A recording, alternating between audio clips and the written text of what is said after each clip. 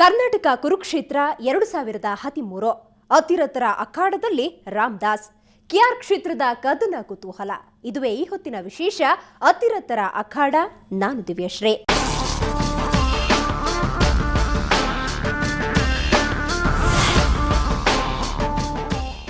ಮೈಸೂರು ಜಿಲ್ಲೆ ಈ ಬಾರಿಯ ಚುನಾವಣೆಯಲ್ಲಿ ಅನೇಕ ಕಾರಣಕ್ಕೆ ರಾಜ್ಯದ ಗಮನ ಸೆಳೆಯುತ್ತಿದೆ.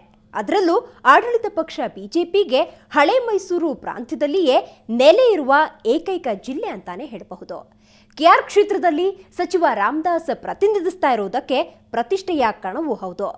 ಈ ಅತಿರಥ ಮಹಾರಥರ ಅಖಾಡ ಹೇಗಿದೆ ಬನ್ನಿ ನೋಡೋಣ.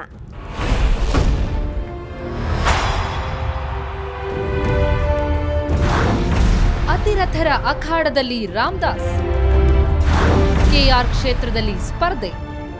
ಕರ್ನಾಟಕದ ರಾಜಕಾರಣದಲ್ಲಿ ಮೈಸೂರಿಗೆ ವಿಶೇಷವಾದಂತಹ ಸ್ಥಾನವಿದೆ. ಈ ಬಾರಿಯ ಚುನಾವಣೆಯಲ್ಲಿ ಮೈಸೂರು ಜಿಲ್ಲೆ ಅನೇಕ ಕಾರಣಗಳಿಗೆ ರಾಜ್ಯದ ಗಮನ ಸೆಳೆತಾ ಇದೆ. ಕೆಲ ಘಟಾನುಘಟಿ ನಾಯಕರುಗಳ ಸ್ಪರ್ಧೆಯಿಂದಾಗಿ ಕೆಲ ಕ್ಷೇತ್ರಗಳಂತೂ ಜಿದ್ದಾಜಿದ್ದಿಗೆ ಒಳಗಾಗಿದ್ದಾವೆ. ಅದರಲ್ಲಿಯೂ ಜಿಲ್ಲಾ ಉಸ್ತುವಾರಿ ಸಚಿವರು ಸ್ಪರ್ಧೆ ಮಾಡ್ತಾ ಇರತಕ್ಕಂಥ ಕೆಆರ್ ಕ್ಷೇತ್ರ ಈಗ ಪ್ರತಿಷ್ಠೆಯ ಕಣ.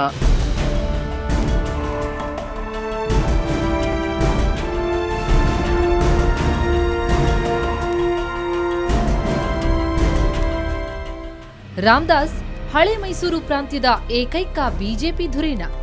ಮೈಸೂರು ನಗರದ ಕೆಆರ್ ಕ್ಷೇತ್ರದಲ್ಲಿ 3 ಬಾರಿ ಗೆದ್ದು ಈಗ 4ನೇ ಬಾರಿಗೆ ಅಗ್ನಿ ಪರೀಕ್ಷೆ ಎದುರಿಸ್ತಾ ಇದ್ದಾರೆ.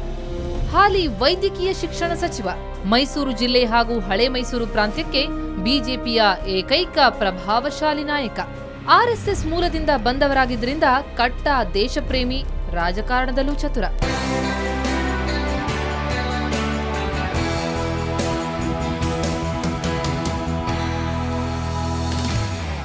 ಯಾರನ್ನೂ ನೇರವಾಗಿ ವಿರೋಧ ಕಟ್ಟಿಕೊಂಡವರಲ್ಲ.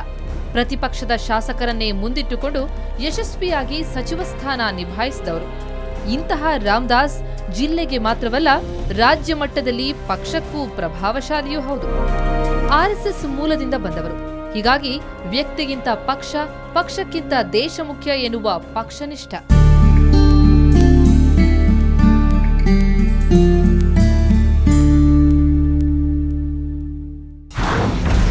ಜಿಲ್ಲೆಯಲ್ಲಿ ರಾಮದಾಸ್ ಪ್ರಭಾವ ಏನು?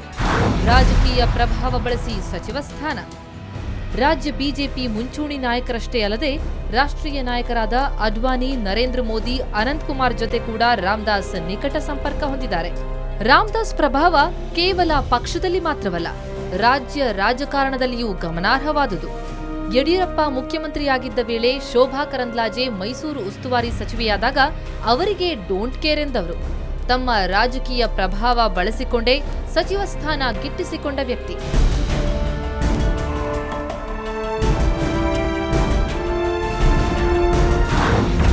ಕ್ಷೇತ್ರದಲ್ಲಿ ಮಾಡಿದ ಸಾಧನೆ ಏನು? ಬಿಜೆಪಿ ಸರ್ಕಾರ ಅನೇಕ ಬಾರಿ ಸಂಕಷ್ಟಕ್ಕೆ ಸಿಲುಕಿದಾಗ ರಣತಂತ್ರ ರೂಪಿಸಿದವರಲ್ಲಿ ಪ್ರಮುಖರು. ರಾಮದಾಸ್ಗೆ 1 ಬಾರಿ ಅದೃಷ್ಟ ಕೈಕೊಟ್ಟಿದ್ದು ಬಿಟ್ರೆ 3 ಬಾರಿ ಗೆಲುವಿನ ನಗೆ ಬೀರ್ತಲೇ ಬಂದಿದ್ದಾರೆ. ಒಂದು ಕಾಲದಲ್ಲಿ ಜನತಾ ಪಕ್ಷ ಹಾಗೂ ಕಾಂಗ್ರೆಸ್ ಭದ್ರಕೋಟೆಯಾಗಿದ್ದ ಕೆಆರ್ ಕ್ಷೇತ್ರ ಈಗ ಬಿಜೆಪಿಯ ಭದ್ರಕೋಟೆಯಾಗಿದೆ. ಇಲ್ಲಿ ರಾಮದಾಸ್ ಶಾಸಕರಾಗಿ, ಸಚಿವರಾಗಿ ಅನೇಕ ಕೆಲಸಗಳನ್ನು ಮಾಡಿದ್ದಾರೆ.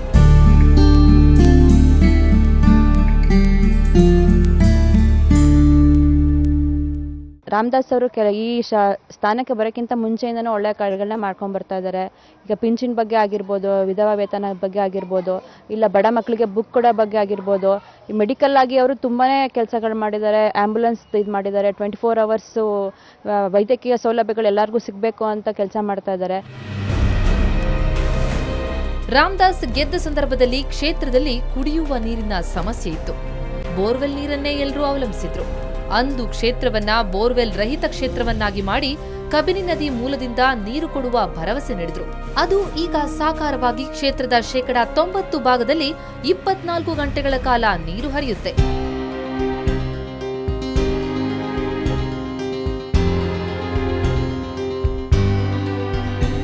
ಎಲ್ಲ ಕಡೆನೇ 25-30 ವರ್ಷ ಆದರೂ ಕೂಡ ಬೋರ್ವೆಲ್ ನೀರನ್ನೇ ಕೊಡ್ತಾ ಇದ್ರು. ಆಗ ನಾನು ಒಂದು ವಿಚಾರವನ್ನು ಇಲ್ಲಿ ಕೊಟ್ಟಿದ್ದೆ, ಬೋರ್ವೆಲ್ ರಹಿತವಾದಂಥ ಕ್ಷೇತ್ರ ಮಾಡ್ತೀನಿ ಅಂತೇಳಿ. ಹಾಗಾಗಿ ಇವತ್ತು ಕಬಿನಿ ಮೂಲಕವಾಗಿ ಸುಮಾರು 108 ಕೋಟಿ ರೂಪಾಯಿಗಳ ಯೋಜನೆಯನ್ನು ಈಗಾಗಲೇ ತಂದು ಚಾಲನೆಯನ್ನು ಕೊಟ್ಟಿದ್ದೀವಿ. 2 ತಿಂಗಳ ಕಾಲದಿಂದ ಈಗ ಟ್ರಯಲ್ ಎಲ್ಲ ಕಡೆನೂ ಕೂಡ ಕೊಡ್ತಾ ಇದ್ದೀವಿ. ಈಗ ಬಹುತೇಕ ಅದರ ಚಾಲನೆ ಕೊಡಲಾಗಿದೆ. ಇನ್ನು ಕ್ಷೇತ್ರದ ಮಟ್ಟಿಗೆ ರಸ್ತೆಗಳ ಅಗಲೀಕರಣ, ಡಾಂಬರೀಕರಣ, ಪ್ರಮುಖ ವೃತ್ತಗಳಲ್ಲಿ ಹೈಮಾಸ್ ಲೈಟ್, ಪಾರ್ಕ್ಗಳ ಅಭಿವೃದ್ಧಿ, ಒಳಚರಂಡಿ ವ್ಯವಸ್ಥೆ ಬಗ್ಗೆ ಜನರಿಗೂ ತೃಪ್ತಿ ಇದೆ. ಸ್ತ್ರೀ ಶಕ್ತಿ ಭವನ, ಬಸವ ಭವನ, ಜಿಲ್ಲಾ ಮಂತ್ರಿಯಾಗಿ ಕೆಆರ್ ಆಸ್ಪತ್ರೆಯ ಅಭಿವೃದ್ಧಿ, ಜಯದೇವ ಹೃದಯ ಆಸ್ಪತ್ರೆಯ ವಿಭಾಗವನ್ನ ಮೈಸೂರಿಗೆ ತಂದ ಕೀರ್ತಿ, 3 ವರ್ಷ ಯಶಸ್ವಿ ದಸರಾ ಆಚರಣೆ, ಹೀಗೆ ಅಭಿವೃದ್ಧಿ ದೃಷ್ಟಿಯಲ್ಲಿ ಒಂದಷ್ಟು ಸಮಾಧಾನವಿದೆ ಎಂತಾರೆ ಜನ.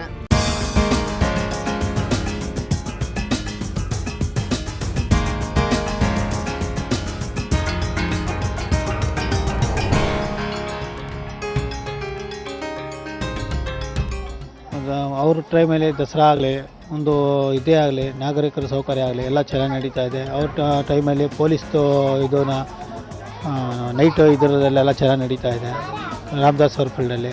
ಮತ್ತು ರೋಡೊಂದು ಆಗಲಿ, ಒಂದು ನೀರಿಂದು ತೊಂದರೆನೇ ಆಗಲಿ, ಎಲ್ಲ ತೊಂದರೆಗಳಿತ್ತು. ಇವತ್ತು ದಿನದಲ್ಲೇ ಮೂಲಭೂತ ಸೌಕರ್ಯವಾಗಿ ಎಲ್ಲ ಚೆನ್ನಾಗಿ ಅನುಕೂಲ ಆಗಿದೆ.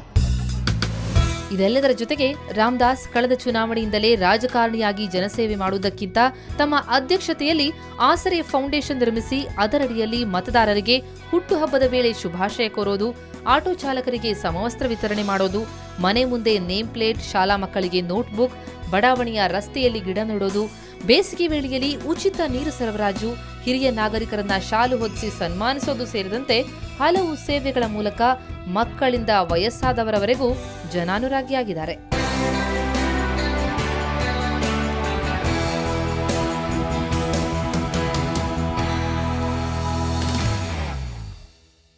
ಕಳೆದ ಬಾರಿಯ ಚುನಾವಣೆಯಲ್ಲಿ ಏನಾಗಿತ್ತು? ಈ ಬಾರಿ ವಿಜಯಲಕ್ಷ್ಮಿ ರಾಮದಾಸ್ಗೆ ಒಲಿತಾಳ? ಜಾತಿ ಲೆಕ್ಕಾಚಾರ ಏನ್ ಹೇಳುತ್ತೆ ಅನ್ನೋದನ್ನ ನೋಡೋಕ್ಕೂ ಮೊದಲು ಒಂದು ಸಣ್ಣ ಬ್ರೇಕ್.